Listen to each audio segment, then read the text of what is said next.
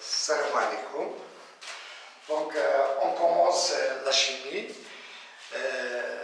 pour le programme de deuxième bac, sciences maths, PC et SVT aussi. Donc, la première leçon de chimie, les transformations chimiques rapides et les transformations lentes. Donc, tout d'abord, on va commencer par un rappel de ce que vous devez voir l'année dernière. Ce sont des réactions d'oxydoréduction. Un rappel. Bon, les réactions d'oxydoréduction, on va les étudier à partir de quelques exemples. Bon, exemple 1 et exemple 2. Bon, exemple 1, action des ions Cu2+, sur le fer. Bon, les ions Cu2+, voilà, sur le fer. Bon, on a un tube à essai. Dans ce tube à essai, on met une solution de sulfate de cuivre 2, une solution de sulfate de cuivre 2 Cu2+, aqueux, plus SO4 de moins aqueux. Aqueux, ça veut dire que les ions se trouvent en solution aqueuse, se trouvent dans l'eau. Donc Cu2+ aqueux, plus SO4 de moins aqueux. Bon, les ions sont entourés d'un certain nombre de molécules d'eau. Donc Cu2+ aqueux plus SO4 de moins aqueux. Et on met dans cette solution un clou en fer. Donc la solution de sulfate de cuivre 2 est une solution de couleur bleue. Coloration bleue. Ce sont les ions Cu2+ aqueux qui donnent cette coloration bleue à la solution. Après un certain temps, qu'est-ce qu'on constate? On constate que le clou de fer, voilà, sur le clou de fer, il y a un dépôt de cuivre. Le cuivre se dépose. Et la solution qui était avant de couleur bleue devient verte. Donc sa couleur devient verte. Et les ions responsables de la couleur verte, ce sont les ions Fe2+.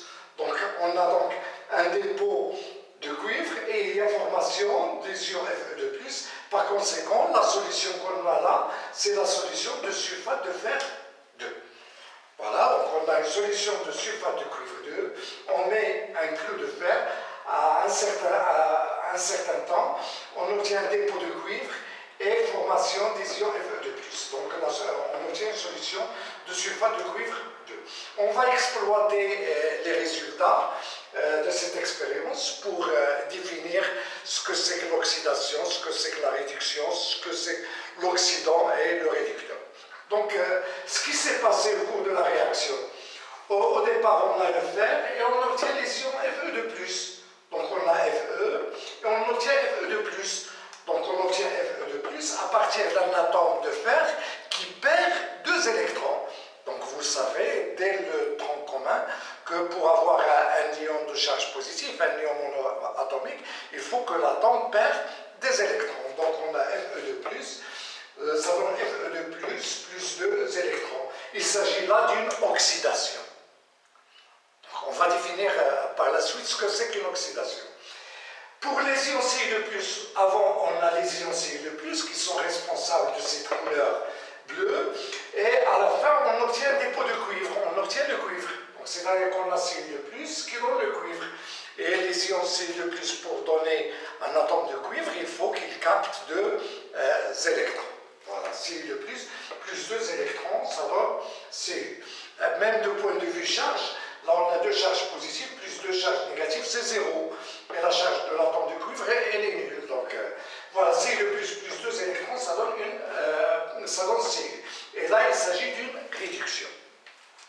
Donc à partir de ces 2 exemples, on peut définir ce que c'est qu'une oxydation, ce que c'est qu'une réduction. Donc l'oxydation, lorsqu'on dit oxydation d'une espèce chimique. Une espèce chimique, ça peut être un atome, une molécule ou ion. Donc l'oxydation d'une espèce chimique est une perte d'électrons par cette espèce pendant une réaction chimique. Donc lorsque l'espèce perd des électrons pendant une réaction chimique, donc on dit que cette espèce subit une oxydation. Voilà, ce n'est pas noté là, la définition, mais vous pouvez le noter dans vos cahiers si vous voulez.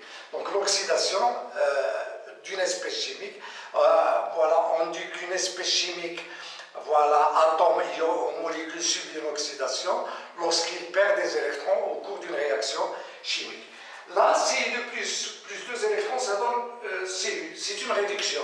Donc, la réduction d'une espèce chimique, c'est un atome, ion ou molécule. Donc, la réduction, c'est un gain des électrons. Voilà. L'oxydation, c'est une perte d'électrons. Et la réduction, c'est un gain des électrons par une espèce chimique. Donc, la réaction entre Fe de plus et Cu de plus, c'est une réaction d'oxydoréduction. Donc, on peut écrire l'équation, bilan, et qu'est-ce qu'on a écrit? Cu de plus Fe, ça donne Cu plus Fe de plus.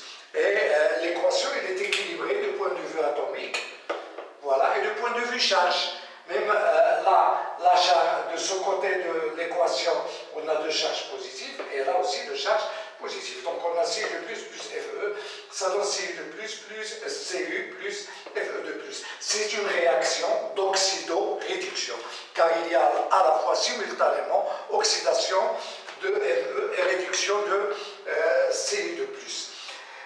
Voilà, donc qu'est-ce qu'on a là? Fe subit une oxydation. Donc Fe subit une oxydation. Le responsable de cette oxydation, c'est Cu de plus. Cu de plus, هو اللي سبب الأكسدة ديال Fe, c'est le responsable. Donc, puisque Cu de plus est responsable de l'oxydation de Fe, on va l'appeler oxydant. Voilà, Cu de plus est un oxydant. De même, Cu de plus a subi une réduction. Le responsable de cette réduction, c'est Fe. Donc, Fe, on va l'appeler réducteur. Donc, Cu de plus, c'est un oxydant, et Fe, c'est un réducteur. Donc, l'oxydant, c'est l'espèce chimique qui capte les électrons. Et le réducteur, c'est l'espèce chimique qui perd les électrons. Pendant une réaction d'oxydoréduction, le réducteur perd les électrons, il subit une oxydation, et l'oxydant capte des électrons, il subit une réduction. Un autre exemple, c'est l'action des ions Ag+ sur le cuivre. Donc, dans un tube à essai, on a une solution de nitrate d'argent qui est incolore, Ag++ NO3-, et des tournures de cuivre, métallique. Après un certain temps, voilà, qu'est-ce qu'on constate? On constate que la solution devient bleue, ça veut dire qu'il y a formation des ions Cu de plus, donc on a, voilà, la solution qui se forme, c'est Cu de plus 2 NO3-, donc il y a formation d'une solution de nitrate de cuivre 2, et il y a un dépôt d'argent, voilà, un dépôt gris d'argent. Bon, je répète, là on a une solution de nitrate d'argent, Ag++ NO3-, le cuivre, la solution est incolore. Après un certain temps, on obtient un dépôt d'argent et formation des ions Cu de plus. La couleur de la solution devient bleue, ce qui prouve qu'il y a des ions Cu de plus. Exploitation, donc on a pendant la réaction, que s'est-il passé? Donc le cuivre s'est transformé en ion Cu de plus, donc en perdant 2 électrons chaque atome. Donc Cu solide, donc Cu de plus 2 électrons, donc le cuivre a subi une oxydation. Et pour les ions Ag+, se sont transformés en atomes d'argent en captant un électron, donc Ag+ subit une réduction. Et la réaction entre Cu et Ag+, c'est une réaction d'oxydoréduction. On peut écrire l'équation. Là, on a 2 électrons, Cu perd 2 électrons, Ag+ capte un seul électron. Donc, pour que l'équation soit équilibrée, on doit multiplier cette équation par 2 pour avoir 2 électrons là et 2 électrons. Ça veut dire que les 2 électrons perdus par Cu sont captés par 2 ions Ag+. Et la réaction s'écrit 2Ag++ Cu, ça donne 2Ag plus Cu de plus. La réaction est équilibrée du point de vue atomique et du point de vue charge. Là, on a 2 charges positives et là, 2 charges positives. D'autre part, Cu a subi une oxydation. Donc, le responsable de cette oxydation, c'est Ag+. Donc, Ag+, c'est l'oxydant. Ag plus a subi une réduction, le responsable de cette réduction c'est Cu, donc Cu est un réducteur. Et la réaction c'est une réaction d'oxydo-réduction. Donc si on compare ces deux exemples, là on a Cu de plus a subi une réduction, il donne Cu. Et Cu de plus c'est quoi? C'est un oxydant. Et dans cette réaction, Cu perd des électrons pour donner Cu de plus. Donc Cu joue le rôle d'un réducteur. Donc là, Cu de plus, c'est un oxydant, et là, Cu, c'est un réducteur. Donc on peut dire que Cu de plus et Cu forment ce qu'on appelle un couple oxydant-réducteur, ou bien un couple redox. Donc Cu de plus et Cu forment un couple redox, et qu'on note Cu de plus aqueux, Cu. Donc lorsqu'une espèce chimique joue le rôle d'oxydant, il donne naissance à une autre espèce chimique qui peut jouer le rôle de réducteur. Voilà, et pour montrer la possibilité des deux transformations, donc on écrit Cu de plus 2 électrons, ça donne Cu, et Cu peut aussi donner Cu de plus 2 électrons. Là on a une oxydation, et le sens inverse c'est une réduction. Cette écriture s'appelle la demi-équation. La demi-équation du couple Cu de plus Cu. Donc à chaque couple oxydant-réducteur ou un couple redox, on peut écrire une demi-équation. Comme exemple, si on a le couple Fe de plus Fe c'est un oxydant, Fe c'est le réducteur conjugué de cet oxydant. Donc la demi-équation s'écrit sous la forme Fe de plus 2 électrons, ça donne Fe. Al3 plus Al, donc Al3 plus qui donne Al, Al3 plus 3 électrons, ça donne Al. Cl2, Cl-, Cl2 c'est un oxydant, peut jouer le rôle d'oxydant. Et lorsqu'il joue le rôle d'oxydant, il donne Cl-, c'est le réducteur conjugué. Donc Cl2, ça donne 2 Cl-, captant 2 électrons. Là, c'est la demi-équation de ce couple. La demi-équation de ce couple H plus H2, on a 2H plus 2 électrons, ça donne H2. Il y a aussi le couple Fe3 plus Fe2 plus. Donc ce couple existe aussi. Donc Fe3 plus peut capter un seul électron pour donner Fe2 plus. Ça c'est l'ion fer 3 et là l'ion fer 2.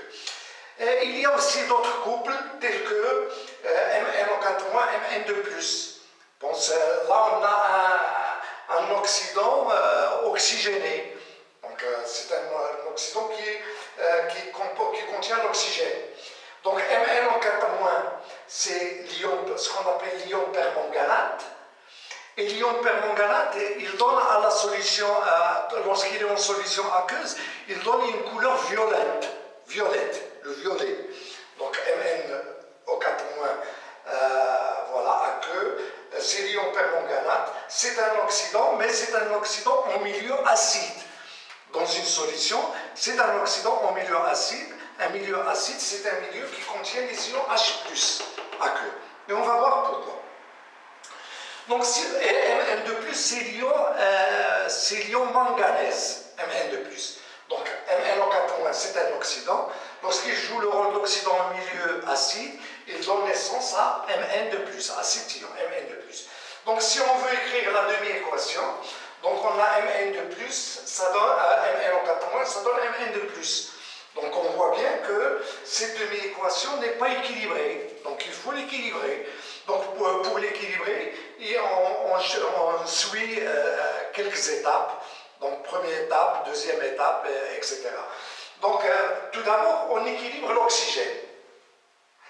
Donc, pour le manganèse, tout d'abord, avant l'oxygène, on a un atome de manganèse, un ion manganèse. Donc, c'est équilibré. Donc, on passe à l'oxygène. Toujours cette classification. L'oxygène. Là, on a combien d'atomes d'oxygène? On a 4. Et là, il n'y a plus. Il n'y a pas d'oxygène. Donc, qu'est-ce qu'on fait? Il manque 4 atomes d'oxygène, donc on ajoute 4 molécules d'eau. Donc, on voit le côté où il y a manque d'atomes d'oxygène et on ajoute autant de molécules d'H2O que d'atomes d'oxygène qui manquent. Voilà, donc on a là 4 atomes d'oxygène. Là, voilà 4 atomes d'oxygène. Là, il n'y a pas d'oxygène, donc on ajoute 4 H2O. 4 O, 4 H2O. Donc, cette équation n'est pas encore équilibrée, il reste quelque chose ici. Donc, qu'est-ce qu'on a là? Là, on a l'hydrogène. Donc, combien d'atomes d'hydrogène? 8. Là, il n'y a pas d'atomes d'hydrogène. Là où il manque les atomes d'hydrogène, on ajoute les ions H+, à queue. Donc, là, on a donc 8 atomes d'hydrogène, on ajoute 8 H+. Voilà, ça. Donc, premièrement, on voit le manganèse, il est équilibré. L'oxygène n'est pas équilibré, on ajoute autant de molécules d'eau que d'atomes d'oxygène qui manquent. Voilà, donc 4 H2O. Puis après, on équilibre l'hydrogène. Donc, on a 8 atomes d'hydrogène, on ajoute 8 H+. Donc, l'équation, la demi-équation est équilibrée du point de vue atomique. Il reste à l'équilibrer du point de vue charge électrique. Donc, du point de vue charge électrique, qu'est-ce qu'on fait? On regarde ce premier terme de la demi-équation. Donc, le nombre de charges, combien? On a ici une charge négative, c'est -1, et 8 charges positives, c'est +8. Donc, on a +7. +7 charges positives. De l'autre côté, on a +2. Donc, on a +7 et là +2.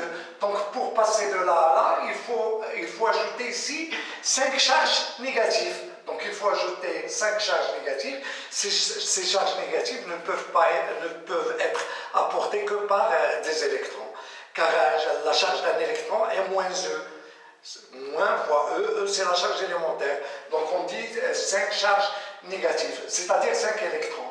Finalement, qu'est-ce qu'on écrit? MnO4- plus 8H+, plus 5 électrons, ça donne Mn2+, plus 4 H2O. Ça, c'est la demi-équation du couple MnO4- Mn2+. Mais il n'y a pas que ce couple, il y a plusieurs couples redox où on trouve l'oxygène. Donc à chaque fois, lorsqu'on veut équilibrer la demi-équation, on regarde le côté où il y a manque d'oxygène, que ce soit à gauche ou à droite, et on ajoute autant de molécules d'eau que d'atomes d'oxygène qui manquent. Puis après, on passe à l'hydrogène. Là où il manque l'hydrogène, on ajoute les ions H+, et finalement, on équilibre la demi-équation du point de vue charge électrique. Voilà. Donc, dans une réaction d'oxydoréduction, la réaction d'oxydoréduction, par exemple, cette réaction d'oxydoréduction, elle fait intervenir deux couples redox, Ce2 plus Cu et Fe2 plus Fe, telle que la réaction se fait entre l'oxydant d'un couple avec le réducteur de l'autre couple. Donc, les réactions d'oxydoréduction font intervenir, la réaction d'oxydoréduction fait intervenir toujours deux couples redox. Et l'oxydant d'un couple réagit avec le réducteur de l'autre couple. Donc, la réaction d'oxydoréduction fait intervenir deux couples redox, un couple OX1 RED1 et un couple OX2 RED2. Par exemple, si l'oxydant OX1 réagit avec le réducteur RED2, la demi-équation de ce couple, on écrit OX1 plus N1 électron qui donne RED1. Et pour celui-là, puisque c'est le réducteur qui intervient, on commence par le réducteur. Réducteur 2 donne OX2 plus N2 électrons. Et lorsqu'on veut écrire l'équation d'oxydoréduction, on ajoute les deux demi-équations, voilà. Dans celui-là, on doit avoir le même nombre d'électrons. Là, on a N1 et là, on a N2. On doit multiplier cette demi-équation par N2 et cette demi-équation par N1 pour avoir le même nombre d'électrons, N2, N1, N1, N2. Et on ajoute les deux termes des demi-équations. Et qu'est-ce qu'on obtient? On obtient N2OX1 plus N1 RED2. Là, on obtient N2, N1 électrons, et là, N1, N2 électrons, ça se simplifie. Donc, on a N2OX1 plus N1 RED2, voilà, qui donne N2 RED1 plus N1 OX2. Et comme application, je vous demande d'écrire l'équation d'oxydoréduction entre les couples MnO4- Mn2+, et Fe3 plus AQ, Fe2+. Donc, pour écrire l'équation d'oxydoréduction. On écrit tout d'abord la demi-équation de ce couple redox et la demi-équation de ce couple redox et on applique cette règle. Voilà, donc voilà, c'est tout pour ce rappel d'oxydoréduction. Donc la vidéo prochaine, on va voir la suite du cours, à savoir les transformations chimiques rapides et les transformations lentes. Mais avant de commencer les transformations rapides et les transformations lentes, on va faire la solution de cet exercice. Et au revoir. Voilà, à la prochaine.